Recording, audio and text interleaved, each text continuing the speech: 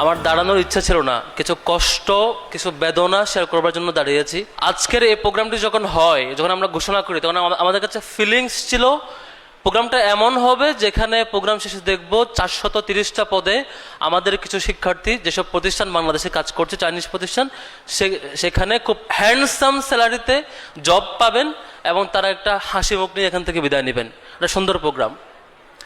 But এই প্রোগ্রামটাকেও একটা বড় চ্যালেঞ্জের মুখোমুখি পড়তে হবে আমরা কখনোই কল্পনা করি নাই। আমি কিছু কথা বলার ইচ্ছা ছিল না, শুধুমাত্র আপনারা যাতে জানেন, আপনারা যারা আসছেন তারা যাতে বুঝতে পারেন প্রোগ্রামটা এমনি এমনি হয় নাই, বা এখানে কী কী চ্যালেঞ্জ ছিল একটু জানবার জন্য কিছু শেয়ার করে আমি শেষ করবো আমার বক্তব্য।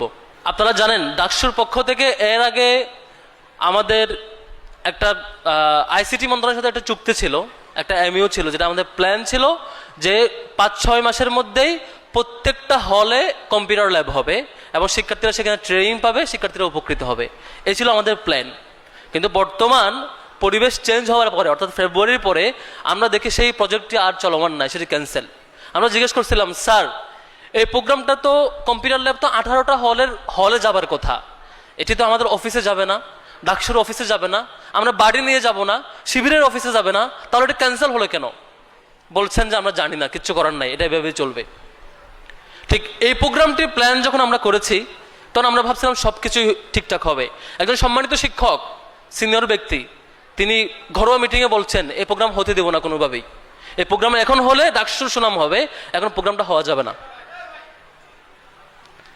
এই হচ্ছে মানে অবস্থা। এবং এই প্রোগ্রাম না হওয়ার জন্য যা যা করতে হয় 2-1টা পক্ষ থেকে বারবার চেষ্টা করা হয়েছে।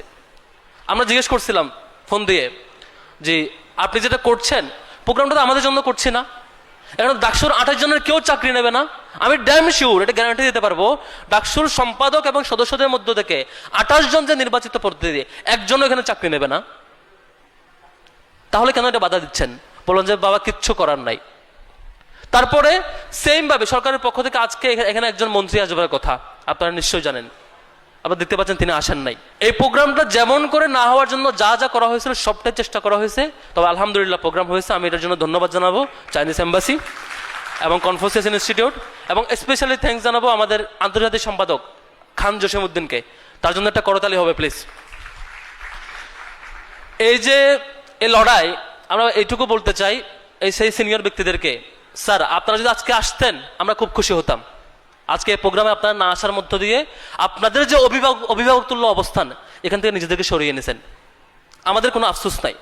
আপনারা যদি আসতেন, মাননীয় মন্ত্রী যারা যারা আসবার শুরুতে কথা দিচ্ছেন তারা যদি আসতেন, বা শেষে যারা কনফার্ম করছেন তারাও যদি আসতেন, শিক্ষকদের মধ্যে যারা অভিভাবক তুল্য তারা যদি আসতেন, এটাকে ওন করতেন, বলতেন বাবারা আমার বিশ্ববিদ্যালয়ের শিক্ষার্থীরা আমরা 105 বছরে পারি নাই এট এ টাইম একই দিনে 430টা পদে চাকরি দেবার, এটা আয়োজন করছে, এটাকে আমরা ওন করছি, এটুকু যদি বলতেন আমরা আপনাকে রেসপেক্ট করতাম, হৃদয়ে ধারণ করতাম। আপনারা এটা করতে পারেন নাই, তাহলে আফসোস হয়, কষ্ট হয়।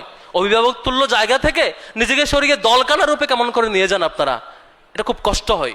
আমরা এখনো অনুরোধ করব, এখনো ফিরবার পথ আছে। আল্লাহর হস্তে আগে যারা শিক্ষকরা যে পথে গিয়েছিলেন আপনারা কেউ সে পথে আর যায়েন না, এটা খুব কষ্ট হয়, খুব কষ্ট হয়। এই আয়োজনগুলো শিক্ষার্থীদের জন্য আমরা এটুকু বলতে পারি, গত 105 বছরের ইতিহাসে ঢাকা বিশ্ববিদ্যালয়ের কোনো সংগঠন তো দূরের কথা, কোনো প্রশাসনও একদিনে এই বিগার স্কেলে এক্সটেন্ডেড প্রোগ্রাম কখনো আয়োজন করে নাই। অথচ এই রিসোর্স বাংলাদেশে ছিল, ঢাকাতে ছিল, এখনো বহু রিসোর্স আমরা চেষ্টা করছি, আমাদের লড়াই চলমান থাকবে। আমি স্পেশালি থ্যাঙ্কস জানাবো, এত জটিলতা সত্ত্বেও এই আয়োজনে যেসব কোম্পানি এসছেন, চাইনিজ এন্টারপ্রাইজ যেসব কোম্পানি এখানে এসছেন, যেসব সংগঠন এসছেন, সবাইকে অন্তঃস্থল থেকে ধন্যবাদ জানাবো ডাকসুর পক্ষ থেকে। এবং আমার শিক্ষার্থী ভাই বোনেরা যারা আজকে সিভি নিয়ে এই জব ফেয়ার অংশগ্রহণ করতে আসছেন, প্রত্যেকের পক্ষ থেকে আপনাদেরকে ধন্যবাদ জানিয়ে বক্তব্য শেষ করছি। আসসালামু আলাইকুম।